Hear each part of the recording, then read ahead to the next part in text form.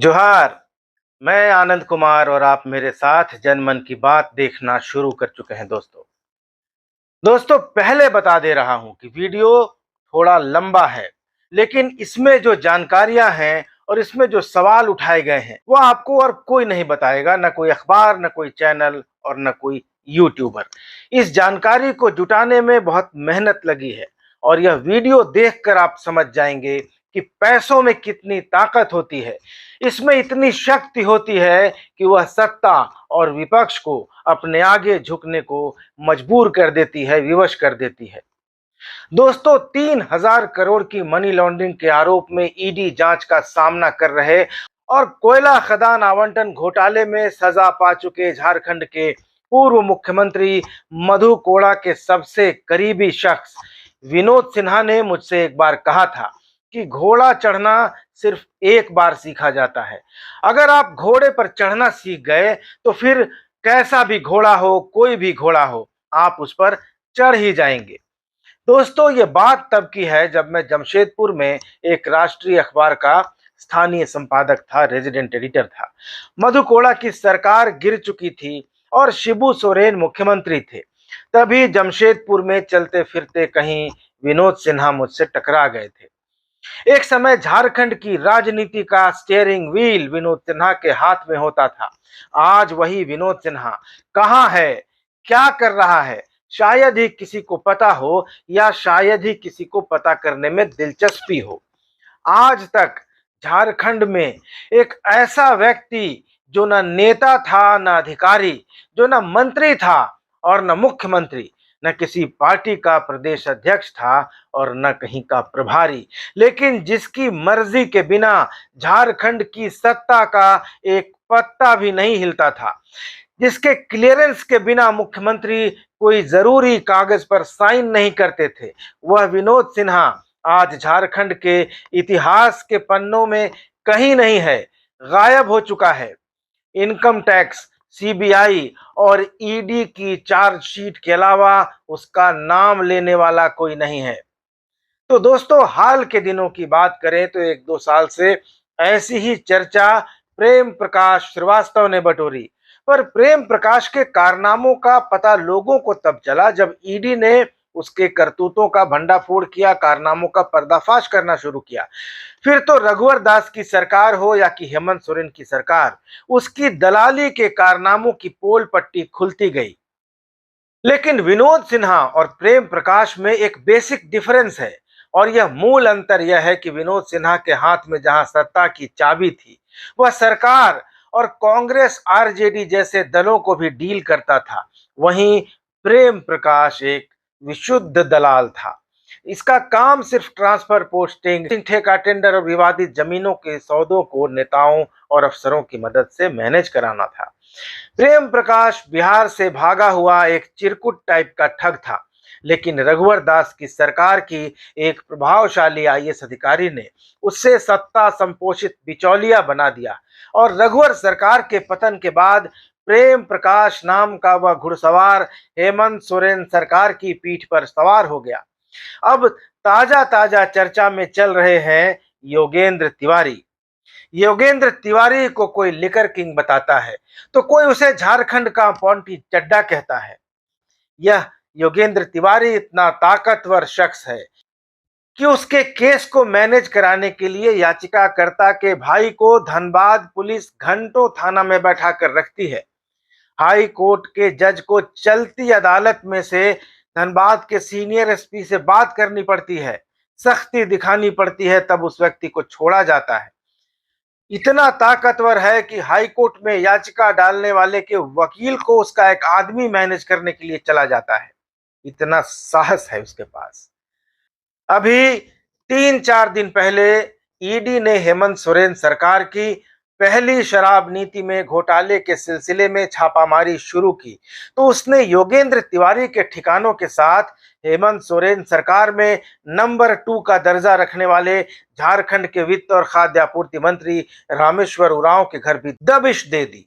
Media रिपोर्टों में बताया गया कि रामेश्वर उरांव के बेटे रोहित प्रियदर्शी उरांव योगेंद्र तिवारी के शराब कारोबार में साझीदार हैं, पार्टनर हैं।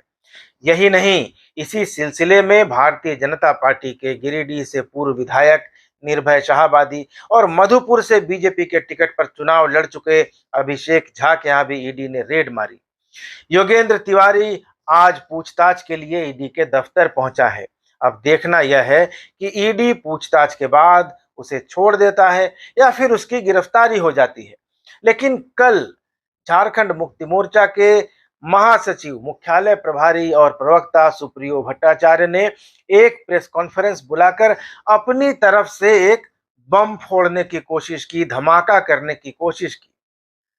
दोस्तों, सुप्रियो दादा मुझे बहुत अच्छे लगते हैं, जानकार हैं, सहज सरल हैं और सौम्य भी हैं। देश दुनिया की खबर रखते हैं, समझ रखते हैं और राजनीतिक पारी की शुरुआत जहां तक मुझे याद है उन्होंने फॉरवर्ड ब्लॉक से की थी। और दोस्तों, आप जानते हैं कि फॉरवर्ड ब्लॉक की स्थापना नेताजी सुभाष चंद्र बोस ने की थी। लेकिन सुप्रियो दा लंबे समय से जेएमएम में है। अपनी पार्टी का बचाव करना हो या विपक्ष पर हमला करना हो, ये सारे काम दादा के ही जिम्मे हैं, क्योंकि बाकी सारे लोग वैसे ही टाइप के नेता हैं जिन्हें आमतौर पर हम नेता जानते, समझते और मानते हैं। आप समझ गए होंगे कि मैं क्या कहना चाहता हूं। तो सुप्रियो दा ने कल एक धमाका करने की कोशिश की। लिकर किंग योगेंद्र तिवारी के भाजपा के प्रदेश अध्यक्ष बाबूलाल मरांडी से लिंक स्थापित करने की कोशिश में उन्होंने एक कंपनी का जिक्र किया और कहा कि बाबूलाल मरांडी के करीबियों की कंपनी ने संथाल परगना में इस कंपनी के मार्फत करोड़ों की जमीन ली। सुप्रियो भट्टाचार्य ने कहा कि ईडी को यह पता लगाना चाहिए कि Santhal Pargana builders private limited company किसकी कंपनी है। 25 नवंबर को 2005 में Santhal Pargana builders private limited नाम की यह कंपनी रजिस्टर हुई। इसका पता है first floor plot number D/2 MIG Harmu housing colony Ranchi. इसमें 3 डायरेक्टरों का जिक्र सुप्रियो भट्टाचार्य ने किया। पहले रामया मरांडी का, जो बाबूलाल मरांडी के भाई छोटू मरांडी के पुत्र हैं। दूसरी है लालिमा तिवारी, जो बाबूलाल मरांडी के राजनीतिक सलाहकार सुनील तिवारी की पत्नी हैं। और तीसरे मिहिजाम के जोगेंद्र तिवारी खुद हैं। इनका मुख्य पेशा जमीन की खरीद फरोख्त का है। सुप्रियो भट्टाचार्य ने कहा कि इस कंपनी की पूंजी कहां से आई, यह आज तक पता नहीं है। झारखंड मुक्ति मोर्चा के महासचिव ने कहा कि केवल संथाल परगना में ही करोड़ों की जमीन खरीदी गई, पूरे राज्य में भी खरीदी जा रही है। आज भी कंपनी अस्तित्व में है। सिमडेगा में शराब व्यवसाय इसी के नाम पर है। उन्होंने कहा कि यह बाबूलाल मरांडी की सच्चाई है और वे घूम घूम कर हेमंत सोरेन पर आरोप लगा रहे हैं।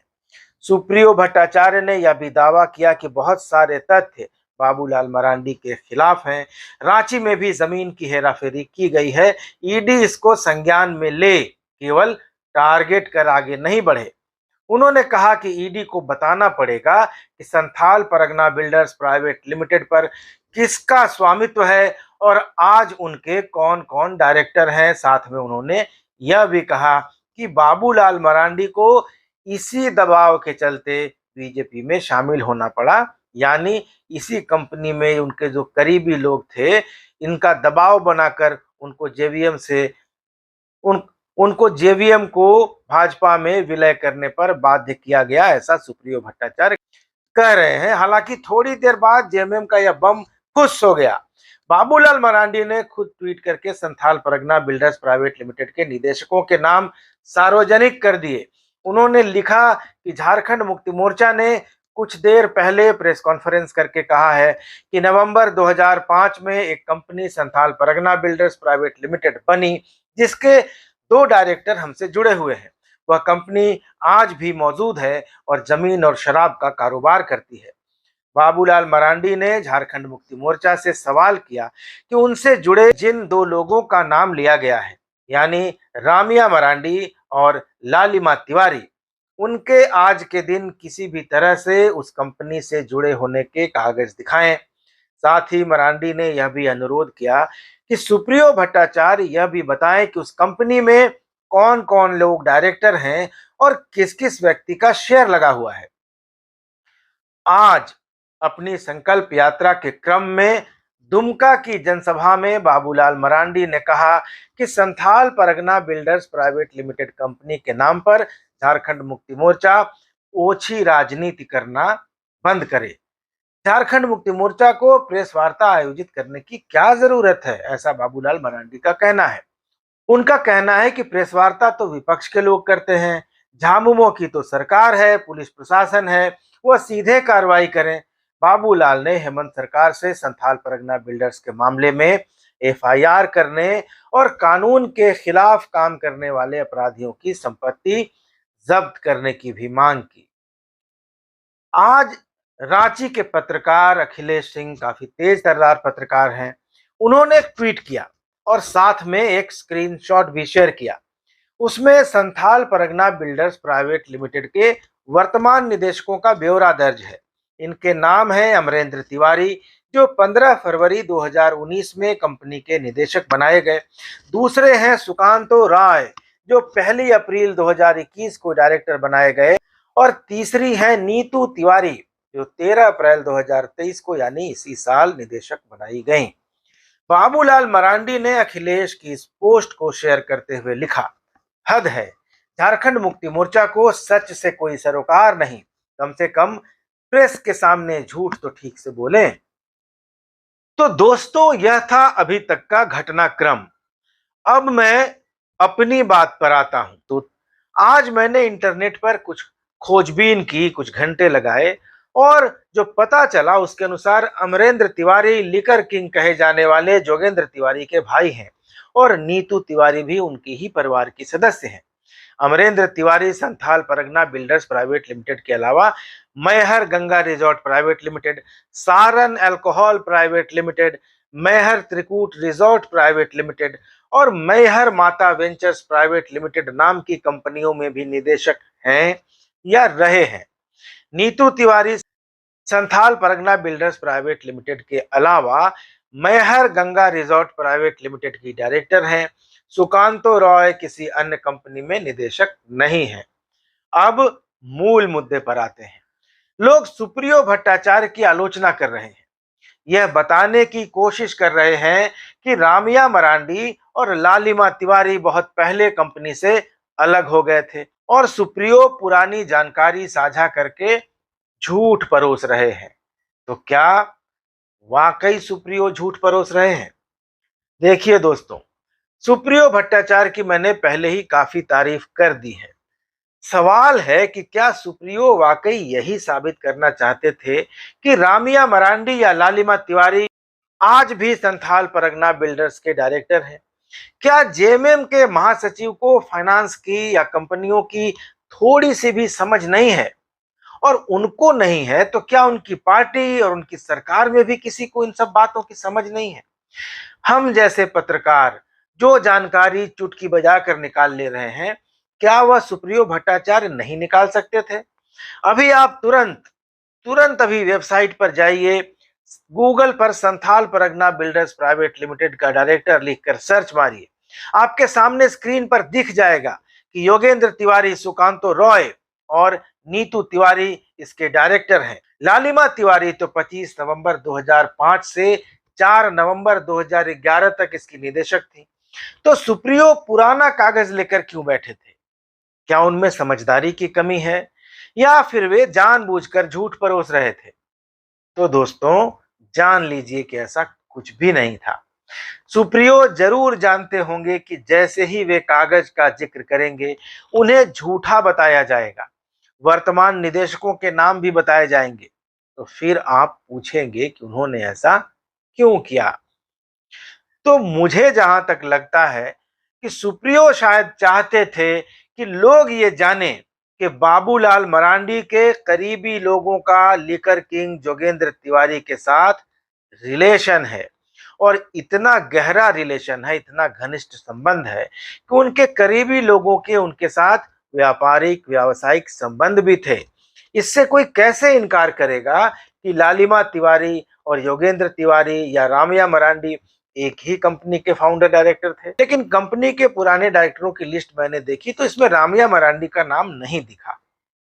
इस कंपनी के पूर्व निदेशकों का जो ब्यौरा दर्ज है उनमें पहला नाम लालिमा तिवारी का है, जो 25 नवंबर 2005 से 4 नवंबर 2011 तक संथाल परगना बिल्डर्स की निदेशक रहीं। उनके अलावा संदीप कुमार पटवारी 15 जनवरी 2009 से 31 मार्च 2015 तक, जोगेंद्र तिवारी 25 नवंबर 2005 से 13 अप्रैल 2021 तक और शंकर घोष 31 मार्च 2015 से 16 फरवरी 2019 तक इस कंपनी के निदेशक रहे। तो क्या एक कंपनी में साथ साथ निदेशक रहना इस बात को साबित नहीं करता कि ये तीनों आपस में गहरे जुड़े थे, काफी रिश्ता था इनका, व्यवसायिक रिश्ता था। लेकिन बात सिर्फ एक कंपनी तक सिमटी नहीं है दोस्तों। ऐसी एक और कंपनी है जिसमें जोगेंद्र तिवारी और लालिमा तिवारी साथ साथ डायरेक्टर थे और सुप्रिय भट्टाचार्य को यह बात पता नहीं है। और भी बहुत सारा कुछ ऐसा है जो जानकारी मेरे पास है जो यह बताती है कि बात निकली है तो दूर तलक जाएगी। बस अपनी बात को कहने में सुप्रियो थोड़ा लीक से जरूर भटक गए और थोड़ा रिसर्च उनका कम रहा। उनका फोकस इस बात पर होना चाहिए था कि व्यवसाय भले खत्म हो गया, प्रोफेशनल रिलेशन भले खत्म हो गए, लेकिन इन लोगों के निजी रिश्ते कैसे थे और अभी कैसे हैं। व्यवसायिक भले ना हो लेकिन निजी संबंध क्या अभी भी बरकरार है। सुप्रियो भट्टाचार्य जिस पार्टी के महासचिव और प्रवक्ता हैं, उनकी पार्टी की झारखंड राज्य में सरकार है और अगर इन लोगों के अभी भी संबंध है तो उन्हें लगे हाथ इसकी जांच भी करा लेनी चाहिए थी। विधिवत जांच होने से योगेंद्र तिवारी, रामया मरांडी या बाबूलाल मरांडी के राजनीतिक सलाहकार सुनील तिवारी के बीच या उनकी पत्नी के बीच किसी तरह के टेलीफोनिक अथवा इलेक्ट्रॉनिक सबूत मिलने पर वाकई यह एक बड़ा धमाका होता, एक बड़ा विस्फोट होता। लेकिन मुझे लगता है कि जेएमएम इस मामले को बस नैरेटिव की तरह ही रखना चाहता है, क्योंकि जेएमएम के लोग अगर थोड़ा सा भी रिसर्च करते तो उन्हें पता चल जाता कि लालिमा तिवारी और जोगेंद्र तिवारी संथाल परगना बिल्डर्स के अलावा एक और कंपनी में निदेशक थे, साथ साथ थे, और इस कंपनी का नाम था चक्रपाणी कमोडिटीज प्राइवेट लिमिटेड। जी हाँ दोस्तों, चक्रपाणी कमोडिटीज प्राइवेट लिमिटेड में भी वे दोनों डायरेक्टर थे संथाल परगना बिल्डर्स के अलावा।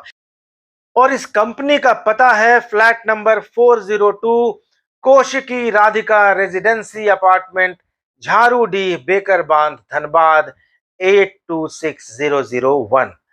धनबाद का यह अपार्टमेंट योगेंद्र तिवारी के भाई अमरेंद्र तिवारी का है और ईडी ने शराब घोटाले में इस फ्लैट में भी छापा मारा है। 12 फरवरी 2007 को चक्रपाणी कंपनी की स्थापना हुई। इस कंपनी की अधिकृत पूंजी 2 करोड़ रुपए थी और प्रदत्त पूंजी 16,89,980 रुपए थी। फिलहाल इस कंपनी में 2 निदेशक हैं, अमित कुमार सिंह और जोगेंद्र तिवारी। चक्रपाणी कमोडिटीज में इन दोनों के अलावा नितेश कुमार नाहटा 12 फरवरी 2007 से 14 जुलाई 2009 तक, लालिमा तिवारी 26 अगस्त 2010 से 24 नवंबर 2011 तक, नीतू तिवारी 24 नवंबर 2011 से 30 मार्च 2015 तक, प्रमोद कुमार शर्मा 12 फरवरी 2007 से 1 जनवरी 2011 तक और विशाल जैन 14 जुलाई 2009 से 26 अगस्त 2010 तक डायरेक्टर रह चुके हैं। अभी फिलहाल लालिमा तिवारी नाम की महिला सिर्फ एक कंपनी में मैनेजिंग डायरेक्टर हैं और उस कंपनी का नाम है पतंजलि एंटरटेनमेंट प्राइवेट लिमिटेड। 13 जुलाई 2004 को बनी है। ऑथराइज्ड कैपिटल है 16 लाख रुपए। इसमें एक और डायरेक्टर हैं, नाम है अविनाश आजाद और इस कंपनी का योगेंद्र तिवारी के साथ किसी तरह का कोई जुड़ाव नहीं है, कोई रिश्ता नहीं है। अब ये दोनों लालिमा तिवारी जो पतंजलि में हैं या जो चक्रपाणी और संथाल परगना बिल्डर्स में हैं, एक ही महिला हैं या अलग अलग महिला हैं, इसके बारे में मुझे कोई जानकारी नहीं है। लेकिन लालिमा तिवारी जी जो भी हैं, वे योगेंद्र तिवारी के साथ 2 कंपनियों में डायरेक्टर थी और एक ही साल में यानी 2011 में और एक ही महीने में यानी नवंबर के महीने में वे उन दोनों कंपनियों से हट गईं या हटा दी गईं। ऐसा क्यों हुआ? सुप्रियो भट्टाचार्य को इस बात की भी जांच करनी चाहिए थी और तब जनता के सामने तथ्यों को लाना चाहिए था, तब शायद उन्हें कोई झूठा नहीं कह पाता। अब दोस्तों आते हैं ज्यादा सीरियस बात पर। ईडी अगर जोगेंद्र तिवारी से जुड़ी कंपनियों की जांच कर रहा है तो उसकी नजर में यह बात भी जरूर आई होगी कि जोगेंद्र तिवारी से जुड़ी बहुत सारी कंपनियों में एक कंपनी है सारन अल्कोहल प्राइवेट लिमिटेड। इस कंपनी में जोगेंद्र तिवारी के भाई अमरेंद्र तिवारी डायरेक्टर हैं। इस कंपनी के एक पूर्व निदेशक एक्स डायरेक्टर हैं जिनका नाम है मनोज कुमार तिवारी। मनोज कुमार तिवारी 12 मार्च 2008 से 23 जुलाई 2010 तक सारन अल्कोहल प्राइवेट लिमिटेड में निदेशक रहे और जोगेंद्र तिवारी भी इस कंपनी में 21 जुलाई 2010 से 7 अप्रैल 2021 तक निदेशक रहे। यही मनोज कुमार तिवारी दक्ष कमोडिटीज प्राइवेट लिमिटेड नाम की कंपनी में भी डायरेक्टर थे। 20 अप्रैल 2022 तक के डेटा के अनुसार इस कंपनी का स्टेटस अब स्ट्राइक ऑफ हो चुका है, यानी कंपनी अब अस्तित्व में एग्जिस्टेंस में नहीं है। इस कंपनी का पता था 20V British Indian state room number 1A 55th floor Kolkata West Bengal और इसमें मनोज कुमार तिवारी के साथ एक और निदेशक एक और डायरेक्टर भी थे जिनका नाम था सुनील कुमार तिवारी। यही मनोज कुमार तिवारी और Sunil Kumar Tiwari Shailesh merchants private limited नाम की कंपनी में भी डायरेक्टर रहे थे। यह कंपनी भी कोलकाता में ही रजिस्टर्ड थी और यह कंपनी भी अब स्ट्राइक ऑफ हो चुकी है। यही दोनों लोग यानी मनोज तिवारी और Sunil Tiwari Janardan traders private limited में भी डायरेक्टर रहे।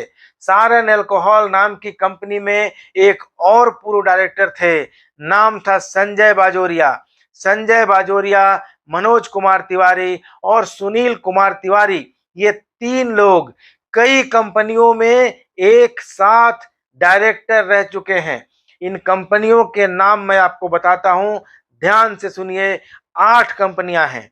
दीप Jyoti Vinimay private limited, Neptune type private limited, Shri Chaturbhuj Mata trading private limited, Shailesh merchants private limited, Daksh commodities private limited, Janardan traders private limited, ever safe Vinimay private limited और नवशक्ति व्यापार प्राइवेट लिमिटेड। तो दोस्तों ये 8 कंपनियां ऐसी हैं जिनमें मनोज कुमार तिवारी, संजय बाजोरिया और सुनील कुमार तिवारी डायरेक्टर रहे हैं, एक साथ डायरेक्टर रहे हैं।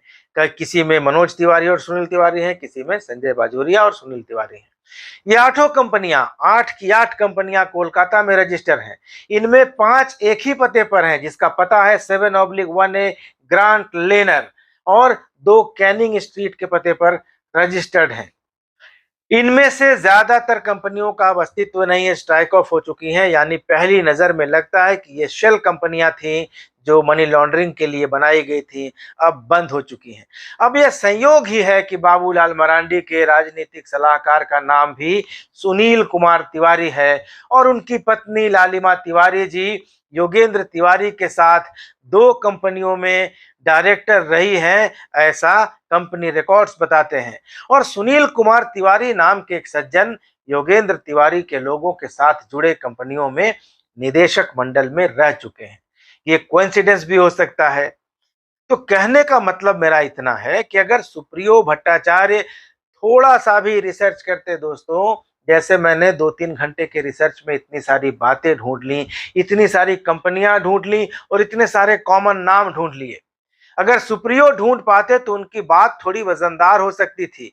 मैं यह बिल्कुल नहीं कह रहा, बिल्कुल भी नहीं कह रहा कि जिन सुनील कुमार तिवारी का जिक्र मैंने कंपनियों में किया वे बाबूलाल मरांडी के राजनीतिक सलाहकार सुनील कुमार तिवारी जी हैं या लालिमा तिवारी जी जिनके बारे में मैंने बताया और जिनके 2 कंपनियों के निदेशक होने की बात पता लग रही है, ये बाबूलाल मरांडी जी के नजदीकी सुनील कुमार तिवारी जी की पत्नी ही हैं या कोई और है, या सारन अल्कोहल के डायरेक्टर रहे मनोज कुमार तिवारी और संजय कुमार बाजोरिया का सुनील कुमार तिवारी, जोगेंद्र तिवारी और लालिमा तिवारी के साथ कोई संबंध है, कोई कनेक्शन है, यह मैं नहीं कह रहा हूं और यह सब मेरे शोध का, रिसर्च का, अनुसंधान का विषय भी नहीं है। यह सब तो ईडी की जांच का विषय है, सुप्रियो भट्टाचार्य और सरकार की जांच का विषय है। मेरा कहना दोस्तों सिर्फ इतना है कि अगर मैं 2-3 घंटे में इतनी जानकारियां निकाल सकता हूं, तो जेएमएम का जो आईटी सेल है वह इससे ज्यादा जानकारी निकाल सकता है। इसके अलावा जेएमएम और सरकार के पास कंपनी मामलों के बड़े विशेषज्ञ हैं, जानकार लोग हैं, चार्टर्ड अकाउंटेंट्स हैं, कंपनी सेक्रेटरीज हैं। तो अगर झारखंड मुक्ति मोर्चा को बाबूलाल मरांडी पर सीधा सीधा हमला करना था, तो सुप्रियो दादा को थोड़ा होमवर्क करके आना था। लेकिन उन्होंने बहुत सतही बयानबाजी कर दी और पूरा मामला डाइल्यूट हो गया और वे अपना बयान देकर अपने आप को ही झूठा साबित उन्होंने करवा दिया। तो ऐसा तो है नहीं कि जोगेंद्र तिवारी 2005 से लेकर 2011 तक दूध से धुले थे और अब शराब बेचकर खराब हो गए हैं। जोगेंद्र तिवारी आज ईडी जांच के दायरे में आए हैं, लेकिन इतना बड़ा अंपायर, इतना बड़ा साम्राज्य और इतनी सारी कंपनियां उन्होंने एक दिन में तो खड़ी नहीं की और जायज पैसे से भी नहीं की होंगी। जेएमएम को हमला करना भी नहीं आता। सरकार में है, थोड़ी पड़ताल करा लेते, फोन वोन टैप करा सकते थे। पूरी जानकारी के साथ सुप्रियो दादा देर से ही सही मगर दुरुस्त आते तो थोड़ा मजा भी आता। किसी दूसरे की दी हुई आधी अधूरी जानकारी के साथ प्रेस कॉन्फ्रेंस करेंगे दादा तो किरकिरी तो उठानी ही पड़ेगी। सुप्रियो भट्टाचार्य के बयान पर आज विधायक सरयू राय ने एक ट्वीट किया। उन्होंने लिखा, धन्यवाद सुप्रियो जी, संथाल बिल्डर्स कंपनी के शराब जमीन घोटाले का भंडाफोड़ करने के लिए सरकार से कहकर इस पर एफआईआर कराइए ताकि ईडी एफआईआर को लेकर जांच कर सके, ताकि सच सामने आए, ताकि पता चले कि शराब घोटाला में कौन कौन शामिल है, घोटाला कंपनी की वैध अवैध जमीन पर कौन कौन काबिज है। तो दोस्तों सरयू राय ने सलाह तो दे दी। क्या हेमंत सोरेन की सरकार इस पर अमल करेगी? क्या सरकार एफआईआर कराएगी या सिर्फ सुप्रियो दादा ही मीडिया को अखाड़ा बनाकर प्रेस वालों के सामने बाबूलाल मरांडी के साथ नूरा कुश्ती खेलते रहेंगे?